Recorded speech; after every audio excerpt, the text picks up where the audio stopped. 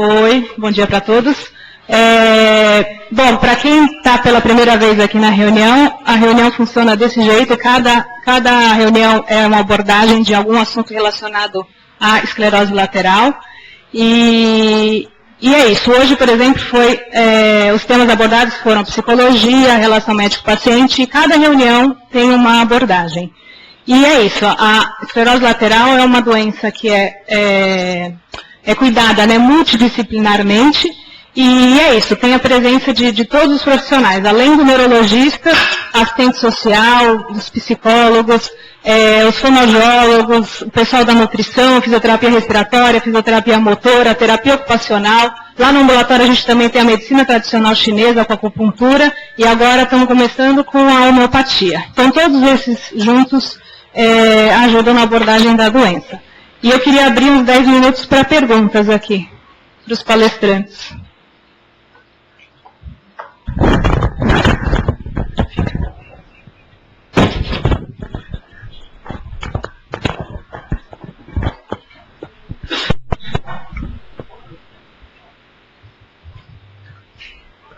Alô, bom dia a todos. Eu queria fazer 3 perguntas rapidinho.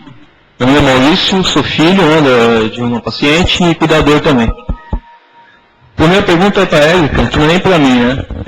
São alguns amigos que eu converso aqui no fórum, na internet, que eu percebo que estão em estados assim, Paraná, Rio de Janeiro, estados com boas condições, mas que eles relatam problemas assim básicos, por exemplo, não conseguem Reutec, não conseguem máscara, não conseguem atendimento para verificar se a pessoa precisa usar ou não o BIDAP, e eles perguntam assim o que seria possível lá para ela, enquanto instituição nacional, né, se fazer para chegar nesses estados também, ou quanto eles podem... Isso é uma pergunta que eles estão me pedindo para colocar, né? Essa é a primeira pergunta. A segunda seria para a doutora Cari. Eu sei que toda vez eu feito essa pergunta, mas dessa vez parece algo diferente. Que foi uma matéria que saiu a respeito do Muhammad Ali, que foi para Israel fazer um tratamento, e foi divulgado assim, pela imprensa de que em Israel não está sendo oferecido um tratamento para ela, porém pela primeira vez foi aprovada a pesquisa em seres humanos, que até então me parece que nenhuma pesquisa tinha chegado nesse estágio. E lá eles já conseguiram resultados com animais, com ratos, se não me engano, deu resultado positivo, conseguiu a aprovação mundial para fazer pesquisa com seres humanos, começou agora em abril e tem a previsão de, acho que 1 ano e meio. Então, eu queria saber se essa pesquisa realmente é a mais avançada ou se ela tem realmente um diferencial das outras. Para finalizar, eu queria perguntar para o doutor Luiz, que falou da relação médico-paciente, né? Só para fazer um breve relato, porque eu tive muita dificuldade, estou tendo ainda nas escolas clínicas, que tem alguns setores que são muito bons, mas a energia está um caos, né? Então, o atendimento, aquela coisa corrida, corredores cheios, os médicos, a maioria são iniciantes, início de carreira, então já atendem você assim de uma maneira, o que você quer, é uma coisa muito deprimente, assim, o estado que está o setor de neurologia do HC, né? Eu não vou ficar falando dos problemas que eu tive, mas eu tive justamente essa impressão. Eu falei, discuti uma vez com o médico lá, e eu falei, porra, eu falando da doença, que eu tenho que fazer isso e aquilo, e coisas do tipo, você não sabe o estado que está com a pessoa que está no caso da minha mãe, por exemplo, como é que você fala que eu tenho que vir aqui hoje, amanhã, 2 horas da tarde, não sei o quê? Você não sabe que ela não pode ficar sozinha? E eu me pergunto isso, existe, já foi pensado, esses médicos fazem 5 anos de residência, esses 5 anos que eles ficam no hospital, já houve algum estudo, alguma coisa no sentido de que eles passassem 1 semana, por exemplo, na casa de uma pessoa com doença, para ver o outro lado, porque é impressionante como isso prejudica o trabalho deles. Eu tive uma relação com o médico lá, que ele falei, meu, você não sabe o que eu estou falando, cara, eu não sei como é que você conseguiu fazer. Se olhar feio dessa maneira, como será o resultado dos médicos, né? Que profissional você vai sair daqui, cara? Você não está... Eu sinto que você não tem a mínima sensibilidade do que é o mundo do dia a dia de um paciente ou de um cuidador, né? Isso que ele falando que eu tenho que fazer isso, que são coisas absurdas. eu não tenho como fazer as coisas que você fala, né? Então, se existe uma preocupação nesse sentido, de que o quanto seria ganho, né? O médico, enquanto está se formando, ele tem uma noção, ele tem uma vivência mais, um contato mais direto com o paciente, não de uma maneira que vai no hospital, conversa por 15 minutos, sabe, e volta. É passar junto, não estou pedindo nada, estou de 5 anos que fazem o estudo, passar uma semana cuidando, vendo o que as pessoas sofrem para que ele se torne um médico melhor, até para um...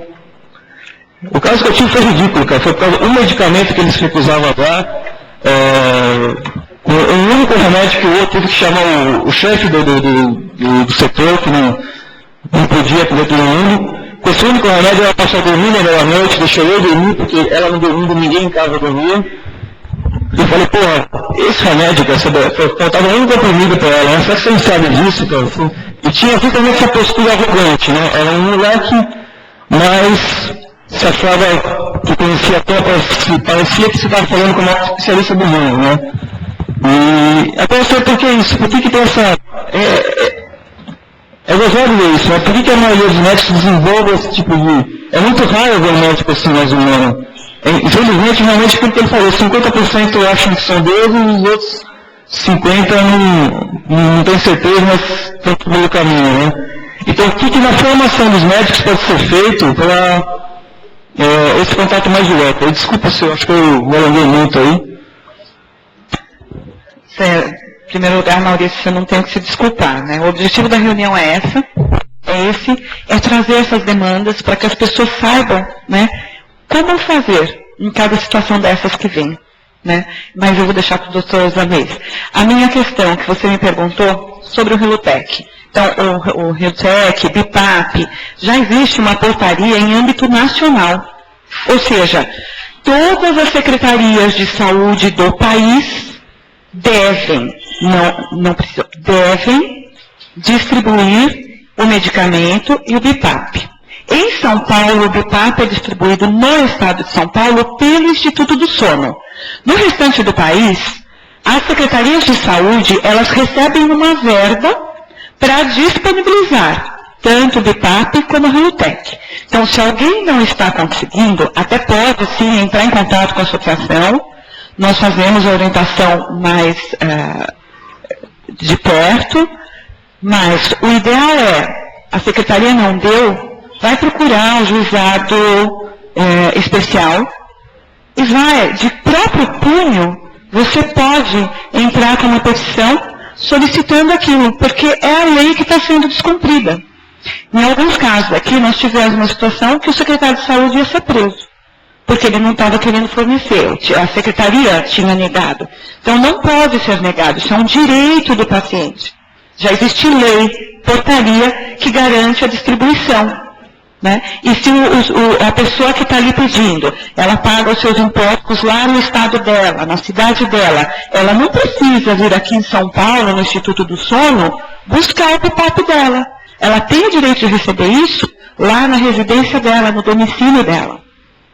Então, quem tiver qualquer dúvida, lógico, entre em contato com a gente pelo telefone, no 5579-2668, DDD 11. Temos também o nosso site, que é divulgado, www.abrela.org.br, e o e-mail. Também pode falar conosco por e-mail, que é o abrela@abrela.org.br. E a questão que você falou, eu trouxe muito importante, só complementando a questão de que a família em geral, quando tem que buscar uma receita, tem que ir buscar o remédio, tem que fazer buscar relatório, realmente muitas vezes acontece que o paciente vai ficar sozinho em casa, porque não tem um outro cuidador. Nesses casos, a gente está tentando, fizemos uma carta enquanto Abrela, solicitando para a nossa Secretaria de Saúde de São Paulo, porque primeiro os processos devem começar por um lado e depois ampliar-se para o país todo. Então a ideia é pedir primeiro aqui em São Paulo, já enviamos uma carta para o secretário de Saúde, solicitando que o medicamento Relutec seja incluso no programa do medicamento em casa, que existe já. Já existem medicamentos que são entregues no domicílio da pessoa. Então, por que não, já que existe o programa, já existe uma verba disponibilizada para isso, por que não incluir o Unutec? Porque a gente sabe que a família, e às vezes até o paciente sim, acaba indo e passando muitas horas ali, enfrentando uma fila imensa, para poder retirar uma caixinha de Unutec. Então, nós estamos entrando com esse pedido junto à Secretaria de Saúde. Se seremos atendidos ou não, então, o HC já tem o programa, mas aqui na Escola Paulista não existe, porque na verdade não deve ser talvez um programa do HC. Eu imagino que seja um programa em parceria com a Secretaria de Saúde. Então é isso que está faltando, essa parceria com a Secretaria de Saúde. Exatamente, já tem o precedente. Então nós vamos pedir, vamos insistir e esperamos conseguir. Então, todos os problemas, as pessoas que estão na internet ou que nos conhecem de alguma forma, é ligar, passar um e-mail, ir até a associação e a gente vai fazer a orientação. Em relação à segunda pergunta feita de célula-troco, realmente tem. Mas é muito propaganda ainda, mais que realidade. Bastante cuidado. E as formas são as formas de utilizar célula-tronco que podem ser retiradas de gordura abdominal. E tem um grupo atualmente na Filadélfia desenvolvendo célula-tronco neurônio de pele, que é algo bem inteligente, porque na embriogênese, a pele e o sistema nervoso eles vêm do mesmo folheto. Pode ser transformada, portanto, uma quantidade de pele em sistema nervoso, diferentemente de gordura, por exemplo. Portanto, há ainda um espaço a ser percorrido para que isso chegue para nós sob uma forma de prateleira. Mas uma vez que chegue, nós temos que disponibilizar. Isso é bastante importante. Tá bem? Complemento a pergunta? Essa pesquisa está pegando todos os protocolos internacionais, então é o primeiro no mundo a poder ser feita em seres humanos. Essa pesquisa é verdade ou não? Ainda não. Estou falando para você assim, que é muito mais propaganda do que realidade. Tá bem? Até quando você tenta se inscrever, você não consegue. É bem particular essa condição de terapia. Em relação à terceira pergunta, só vou dar uma deixa para os alunos, o professor Vitor de Salles. A arte de curar, que é tão antiga quanto o homem, nasceu como resposta à dor, à doença, ao sofrimento e à morte. E durante esse período que nós estamos aqui, se nós chegamos à morte, nós temos que aproveitar a nos conhecer um pouco mais, saber quem somos. Aí vem um problema do curso médico. O curso médico, se formos falar para o aluno que está entrando agora, que está com o cabelo vermelho, pintado, tomou trote recentemente, se colocarmos para ele o tempo que ele vai ter que trilhar para ser um profissional na área da saúde, talvez ele desistisse. Além daquele período para entrar numa faculdade como esta, como o Hospital das Clínicas, na USP, serão 6 anos de medicina. 6 anos. Depois, 3, 4 ou 5 anos de residência médica. Depois, 2 de mestrado, 3 de doutorado, 1 ou 2 de pós-doutorado. Já terá 35 anos.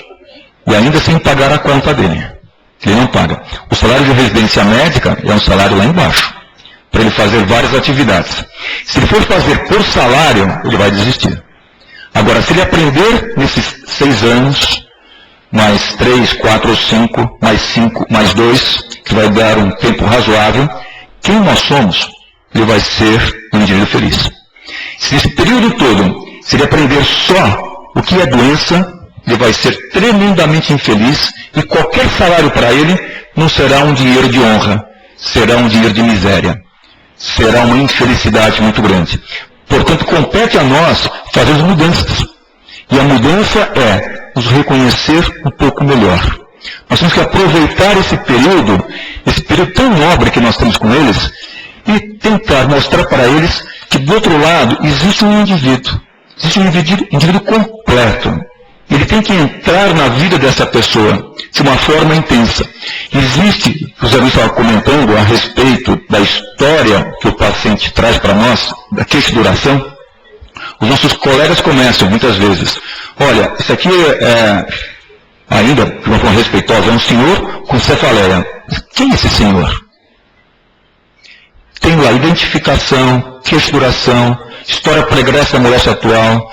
interrogatório complementar, com as perguntas a respeito da cabeça, de outros sistemas, antecedentes pessoais, antecedentes familiares, exame físico geral, exame físico específico e hipótese diagnóstica. Isso tem que ser feito em 10 minutos, ou no máximo 15 minutos. E a identificação, ela é esquecida.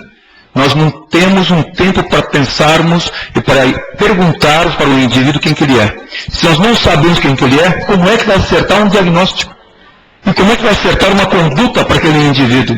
Nós não ensinamos de uma forma adequada. Se tiver que gastar 15 minutos, gaste 14 minutos de identificação. Eu acredito que a orientação terapêutica será melhor do que nós gastarmos 14 minutos com a doença para os indivíduos. Essa talvez seja a grande diferença que nós estejamos procurando nesse momento. Entendermos um pouquinho mais quem nós somos. É Vinícius, né? É isso? Maurício, desculpa, Maurício. Maurício, eu acho que a resposta está em todas as nossas palavras, né? Eu, o professor Vitor e a doutora Carique discursaram sobre o assunto. Eu acho que uma pergunta que deveria ser feita para todo profissional de saúde, para não acabar batendo de frente com essa situação que você teve, você gosta de doente? Você gosta da pessoa? Você gosta de se relacionar com as pessoas? Se a resposta for não, essa pessoa não pode ser médica, não pode ser enfermeira. Então começa por aí. Segundo, que medicina é uma coisa muito pessoal. Infelizmente, a formação médica ela é muito variável e ela cai num erro. E o erro é aquele que nós comentamos durante toda a exposição. Nós tivemos um desvirtuamento da ideia de curar, baseado em remédio, em exame, em tecnologia, em ciência, esquece-se da pessoa. Então isso não é um problema só lá, é um problema que você vai ter em todo lugar. É muito heterogêneo, é muito pessoal. E o cerne desse problema está na formação do aluno. O aluno ele é treinado para pensar na doença. Esquece o ser humano. A formação médica hoje, ela é equivocada. Ela é uma formação baseada em questões altamente científicas, tecnológicas, e esquecendo o ser humano que está por trás. Então a resposta que eu tenho para te dar é essa. Dr. Vitor, comentar? Sim, teria muito a dizer a respeito disso, mas não vou me alongar porque estou todo mundo com fome. Em primeiro lugar, é uma questão de paideia isto, ou seja, de formação do homem. O nosso querido amigo aqui nos disse que é um problema de medicina equivocada. É pior, é muito pior. É um problema de educação equivocada. Isto começa na escola. Está na moda matar na escola. Se esqueceram disso? Está na moda o bullying. Todo mundo sabe o que é isso. Escolhe uma vítima qualquer, em geral a menina mais sensível ou o rapaz mais educado, começa por chamar de bicha, é o mínimo. E vai daí para fora atentando contra a dignidade do ser, contra o direito de ser. Então, isso que foi colocado por Maurício, desses maus tratos absurdos, os quais eu conheço bem, trabalhei muitos anos no HC, e briguei com muita gente lá dentro. Todo mundo acha que é Deus mesmo. E não passam dos babacas, é verdade. São arrogantes e ignorantes, o que é pior. Eles podem ser doutores, mas eles sofrem de burrice das coisas da vida. Tem título de doutor, mas não sabem o que é respeito, não sabem o que é dignidade, não sabem o que é humanidade, e estas coisas se ensinam. Pasmem vocês, mas houve um tempo na história da antiguidade onde se ensinava nas escolas a arte de amar. E a arte de amar era a arte de respeitar, a arte de entender por que seu coração bate por aquela menina, a arte de se relacionar e falar, o jeito de falar com o sexo oposto, o jeito de se relacionar com a pessoa do mesmo sexo. Está no vídeo. Sobreviveu, anos 70 depois de Cristo, ars amatória. Uma beleza. Tem até a arte de saber mentir com doçura. Porque sem mentira doce não tem amor, né? Tem dó, né? Então, o que está acontecendo? Está acontecendo um equívoco de educação onde nós estamos privilegiando conhecimento. Conhecimento nunca formou ninguém. Bem dizia Píndaro, de que que a sabedoria é o conhecimento temperado pela ética. Mas onde está a ética? Onde está aquilo que eu falei há pouco, esse estado de alma? Que ensina para essa molecada que não é para xingar o outro, não é para inventar logo o apelido botijão. A primeira coisa que a gente faz é botar um apelido sempre pejorativo. Nunca se ouve a educação de que você é do olhar doce. Imagina, é contra-olho mesmo. Para ferir a menina. Quem é que controla e governa tudo isso? Imagina então quando esse indivíduo que passa por uma escola totalmente imbecil e pode ser Porto Seguro, Santo Américo, o que for, que só aprende bobagens, vai esquecer logo depois da prova, mas ele aprende muito bem como ser safado, como mentir. O criança de 5 anos é especialista nisso. Aprende muito bem a dissimular, a tirada reta, como dizemos. O que você espera de um indivíduo desses amanhã, seja ele médico, enfermeiro, psicólogo, o que for? Nós esquecemos um conceito hipocrático, que sem saúde ética não temos nem saúde física e nem mental. Mas como construir essa educação ética? Tem que pegar e jogar no lixo esse currículo e voltar a Sócrates, quando ele nos dizia, com toda razão, que era assim a ideia na antiguidade, para o conhecimento temos a vida inteira. O Acari acabou de dar um exemplo, aí você vai tirar os 35 no mínimo. Mas para a educação da virtude, para a coragem de ser verdadeiro e assim se mostrar, e honrar o outro, temos muito pouco tempo. Porque o vício, a mentira, se instalam muito cedo e nunca mais se extirparão. A arrogância e a vaidade mais ainda. Como é que nós vamos ter uma escola que ensina o indivíduo a governar a sua vaidade, a governar a sua arrogância, a respeitar o direito de ser? Isso tem que ser disciplinas obrigatórias, não no quadro negro. Quadro negro é coisa de babaca, é coisa de adulto. Tem que aprender a praticar no cotidiano na sala de aula. Vocês já viram os monstrinhos quando saem na hora do intervalo, o que acontece? Quantas mães entram por aí? Vocês já viram como eles gritam que nem animais?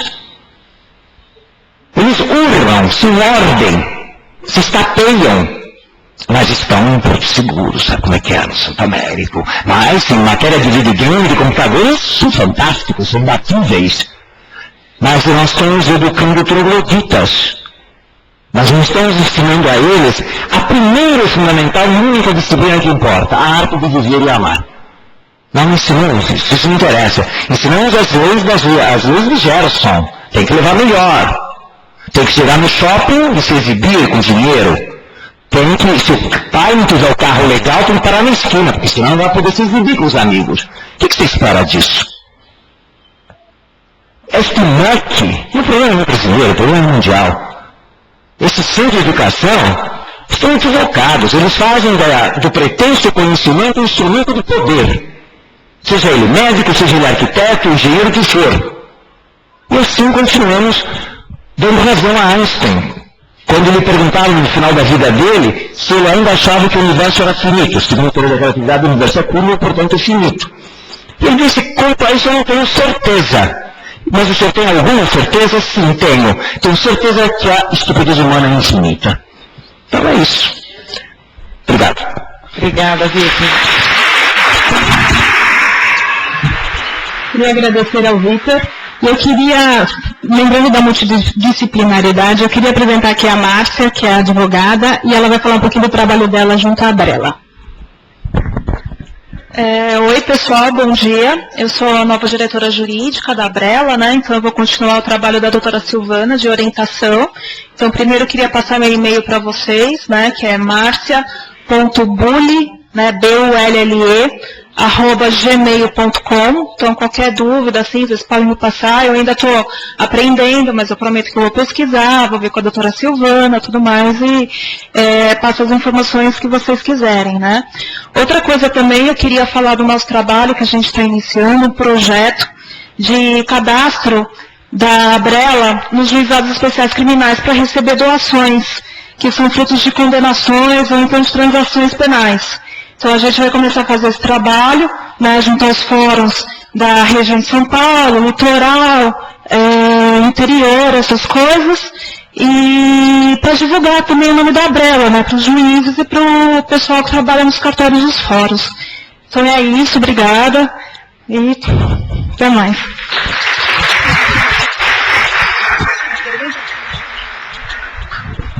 Só um detalhe, quando o Dr. Vítor comentou a respeito do Hospital das Clínicas, nós nos colocamos na mesma condição. Escola Paulista de Medicina, Hospital São Paulo, Santa Casa, OSEC, na mesma condição, igualzinho. E tem mais ainda, há certas pessoas que procuram fazer mudanças desses paradigmas, só que às vezes a remada é isolada. Lá no Hospital das Clínicas, por exemplo, existe um trabalho feito do Dr. Agoberto Calegaro, que é um trabalho fantástico lá, maravilhoso, não só em relação à esclerose lateral-amiotrófica, mas também à esclerose múltipla, e tentando trazer essa forma de humanidade para o atendimento. Quando nós estamos colocando, eu me ponho também dentro dessa dificuldade, porque o viés que nós temos, ele é enorme. E muitas vezes passam despercebidas essas condições e nós não conseguimos entrar na vida do indivíduo, da família. E é muito rápida a nossa vida. Muito rápida, nós estamos muito preocupados com os nossos problemas, nossas dificuldades e perdemos as grandes oportunidades de crescermos um pouquinho mais. Dentro dessas condições, nós aprendemos muito com esses indivíduos também, muito com a relação existente. Uma delas é essa forma de levar o remédio em casa. Puxa vida, se eles conseguem levar, por que nós não podemos levar também? Qual que é a dificuldade nossa? Será que eles são mais espertos que a gente? Eu acho que são. Acho que são. Se eles conseguiram, é que eles têm mais esperteza também. Temos que aproveitar com o conhecimento de outros indivíduos. Assim como o trabalho tem sido desenvolvido em Campinas, lá na PUC de Campinas. Um trabalho muito interessante. Nós temos que aprender com esse pessoal. Há 2 semanas estivemos em Belo Horizonte. Eles têm um trabalho feito na parte de respiração que aqui nós não conseguimos fazer. Por que eles conseguem fazer? Qual que é a diferença? Puxa vida, é o envolvimento e o compromisso dos indivíduos e com a facilitação. Quando o Zé Luiz comentou a respeito dos locais que têm maior dificuldade de atendimento, que eles não têm recursos de equipamentos, as pessoas elas são mais felizes. O que dá felicidade para elas? O calor humano. Daí é que vem toda a sua ponderação. E nós temos que levar isso como conhecimento, como cultura, como mudança de comportamento.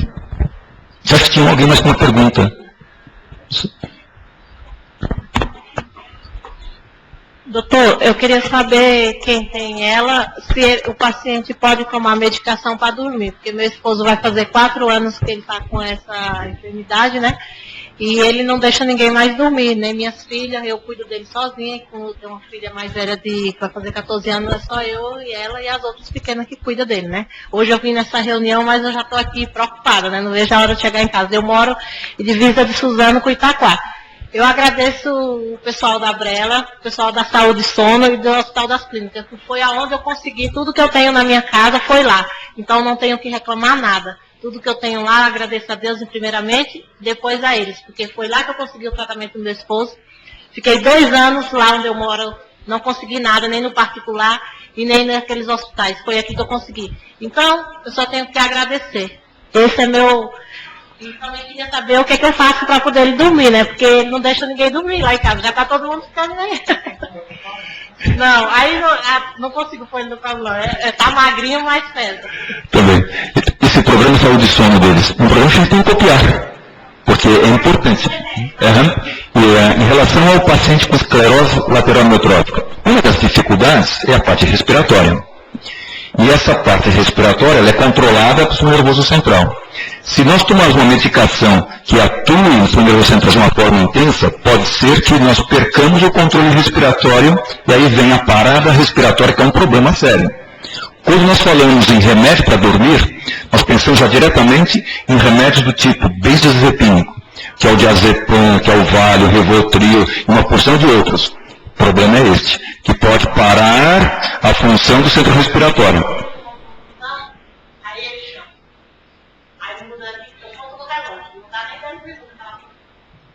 Ele não consegue respirar. Aí daqui a pouco ele chama de novo, coloca naquela outra posição.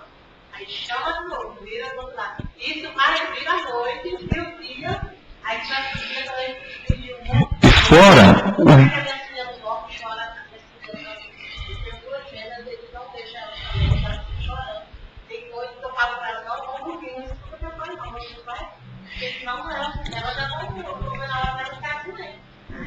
então tem que fazer um diagnóstico bem feito, aí vem com a parte médica, e sempre é possível melhorar a qualidade do sono. Exemplo que o Maurício estava comentando lá atrás. Existem certas medicações que podem ser utilizadas e que não deprimem o centro respiratório. Só que tem que entender qual que é o quadro clínico dele, toda essa dinâmica, mas é possível melhorar bem a qualidade do sono com certas medicações e certas rotinas que podem ser feitas também. E existem especialistas para sono. Aqui nós temos uma vantagem em relação a outros serviços. Nós temos o Instituto do Sono e temos um grupo treinado para problemas do sono. E certas medicações, elas ajudam. Então precisa entrar em contato com o médico que esteja acompanhando, colocando essa dificuldade, porque a orientação terapêutica para isso vai tratar uma porção de pessoas na família, porque não dormir é um problema seríssimo, né?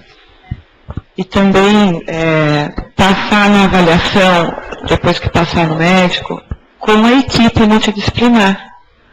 Né? Porque pode ser vários fatores que podem estar interferindo no sono. Então era importante a avaliação. Um deles é o medo da noite.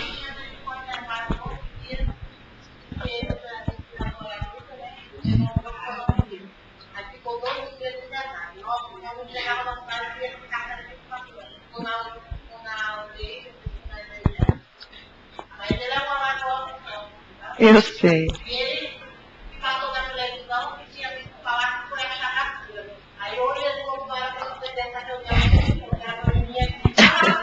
Então, mas aí é que... Dentre os motivos que podem estar com... Eu falei pra ele que eu não vi essa reportagem, porque eu achava uma vacina, eu não vi. Então, eu vou ficar mais que Fala que estão achando os caminhos. Estão achando os caminhos. Então, vários motivos podem ser, e dentre eles, um deles, ansiedade, medos, vários medos passam pela cabeça do paciente. Não estou dizendo que não possa ser um problema físico, mas pode ser também problema emocional, problema psicológico. Então, por isso é importante também toda avaliação, o médico, junto com a equipe multidisciplinar, inclusive com a parte psicológica.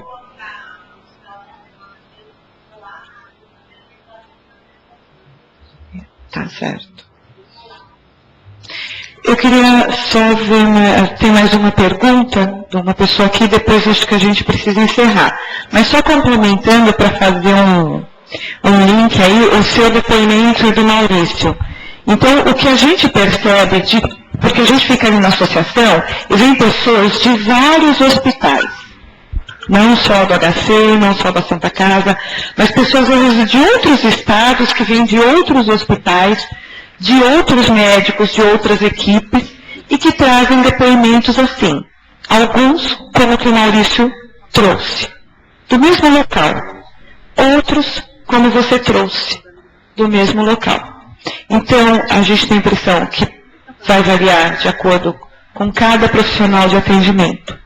Não é um profissional. Principalmente nos hospitais de escola, como são o Hospital das Clínicas e o Hospital São Paulo, que tem grupos de médicos atendendo. Tem grupos de profissionais. Então sempre vai ter o lado bom e o lado ruim do serviço. Né? A gente não acha que a gente faz tudo direito. Sim. Mas aí o Maurício deu azar de ser com ele o lado ruim. E você deu sorte de ser com você o lado bom. Mas é que a gente tem que olhar para as coisas. Sempre vai ter os dois lados. Né? E a gente tem que lutar contra o que não é bom para nós. Não, exatamente. Exatamente.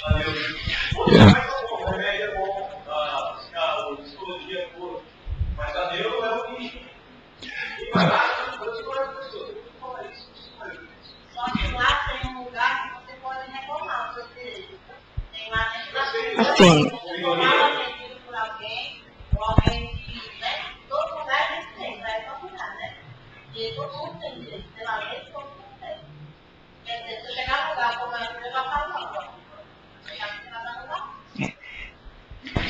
motivo dessa reunião era esse mesmo. É pontuação, não é?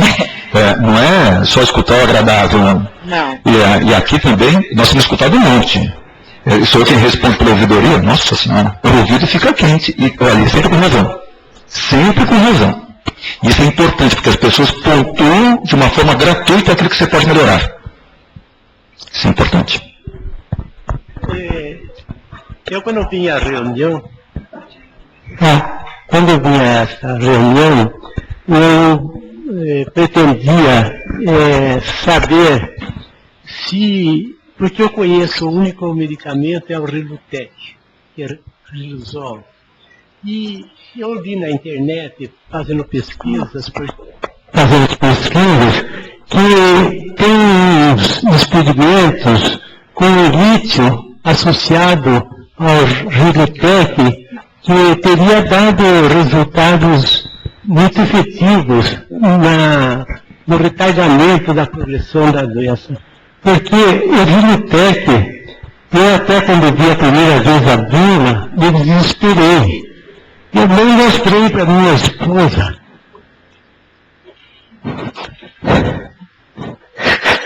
Desculpe.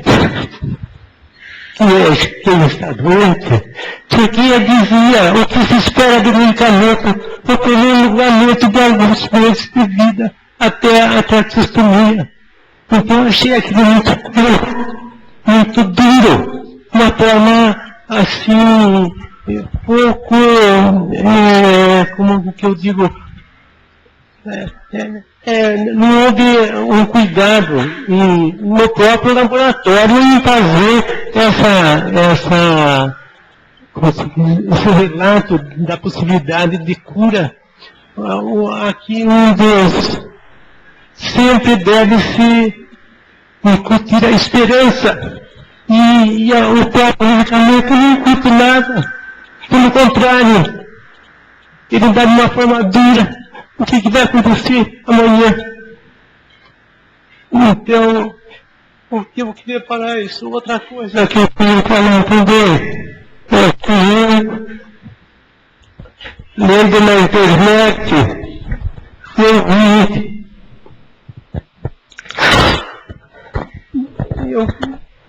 vi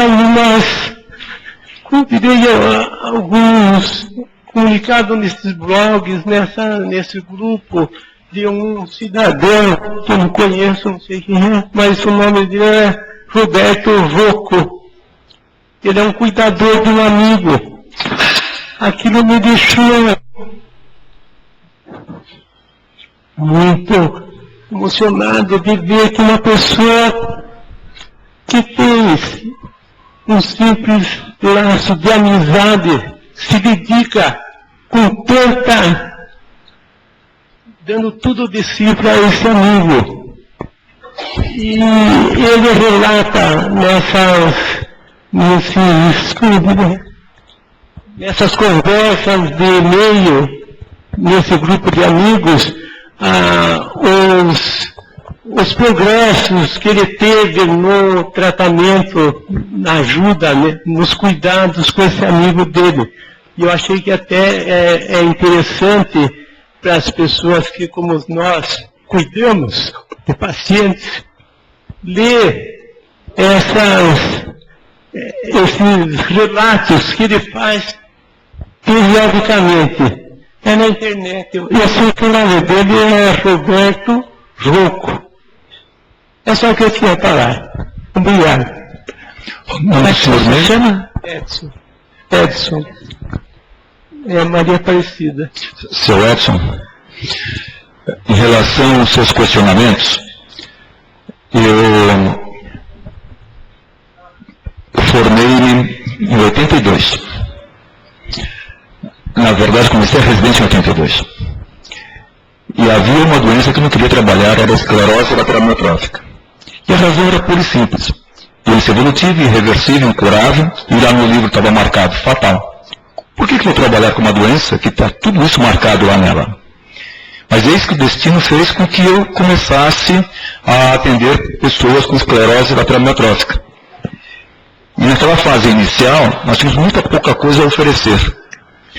eu não tinha aprendido ainda o significado real da palavra esperança, porque nós trabalhávamos completamente sem esperança.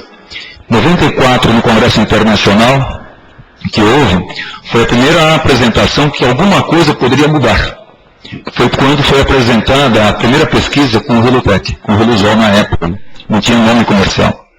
Eles mostravam que havia, de uma forma comprovada, para aquele número de pessoas pesquisadas, um aumento da sobrevida, ao redor de 3 meses. No ano seguinte, em 95, eles apresentaram um trabalho com um número maior de pessoas e continuou-se a demonstrar que havia uma diferença. Foi pela primeira vez na história médica que de uma doença degenerativa pudesse mudar a história natural dela e mostrando o aumento da sobrevida. Quando do registro da medicação, que é feita a bula é um problema. Porque bula tem que estar registrado lá tudo o que pode acontecer de errado. Tudo, não importa. Tem que estar lá. Se casamento tivesse bula, o padre morreria de fome. Tanto problema que pode ter. Mas é a melhor instituição que existe. Se comida tivesse bula, nós não comeríamos nada. Porque o nutricionista nos deixa malucos. Não pode comer ovo, não pode comer alface, porque vem bicho, porque não sei o quê. E começa. Tem que colocar não sei o que mais. É um problema comer hoje. E assim vai. E remédio é igualzinho. Quanto com o registro do Relutec, tem que registrar de uma forma. Você está dando a medicação para o quê? Melhora a força? Não. Melhora a fadiga? Não. Melhora a dor? Não. O que ele faz? Ele aumenta a sobrevida. E só foi registrado desse jeito. Porque não tinha outro jeito de registrar. E quando foi registrada, dá mais tempo de sobrevida, mas não se falava lá que poderia dar melhor qualidade de vida. O Dr. Vitor comentou a respeito disso. O que é qualidade de vida? É um conceito humano, que muda de pessoa para pessoa. Eles não poderiam colocar isso também, que melhoraria a qualidade de vida, porque não melhora. Tem aumento da sobrevida. Enquanto isto, logicamente que ampliou-se a esperança, que é aquela que nós estamos buscando, que é aquele sentimento nobre que nós temos. Alguma coisa pode acontecer de diferente. Essa alguma coisa pode ser uma outra medicação, que com este medicamento pode ampliar mais ainda a sobrevida e pode melhorar a qualidade de vida. E assim vieram outras pesquisas. Dentre delas, o trabalho do Dr. Fornai na Itália, com lítio. Só que o trabalho, ele é um trabalho que não é regido sob as formas adequadas. O número de pacientes era pequeno, existia uma seleção de pacientes, mas mesmo assim parecia que tinha uma diferença muito grande entre aqueles que tomaram a medicação e aqueles que não tomaram a medicação. E nos últimos 2 anos foi feita uma ampliação desse trabalho de Fornai.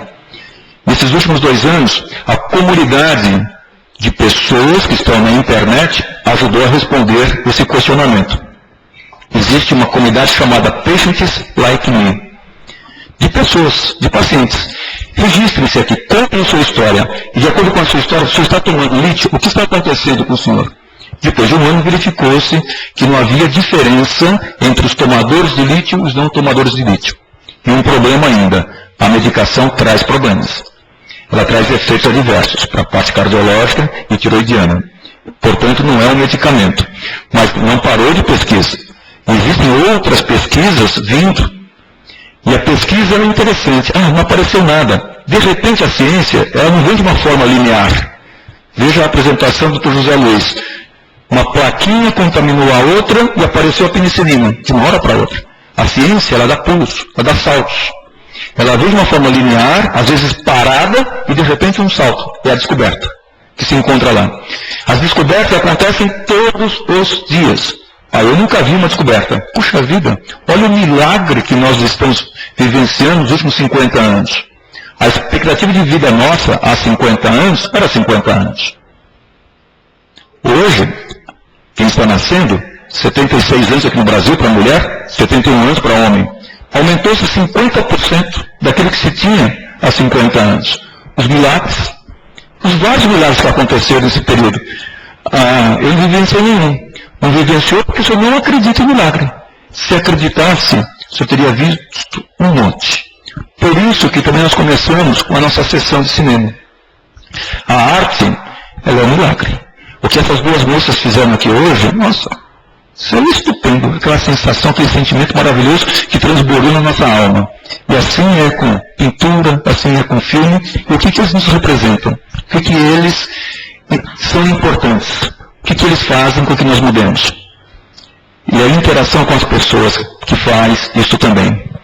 Então eu não tenho dúvida que a sua esposa hoje ela está mais protegida. Eu não tenho dúvida que para a sua esposa nós temos esperanças. Caso contrário, nós não estaríamos aqui hoje. Em relação ao esposo dela também, a cura está dentro da gente. Nós não podemos esperar que a cura ela venha do outro, que a cura ela venha de uma pílula, que ela venha de um procedimento. Ela está dentro da gente. Esse é o milagre dos seres humanos.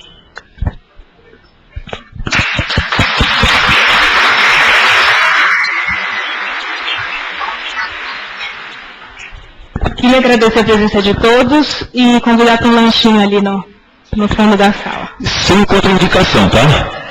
Não tem bula, não tem bula.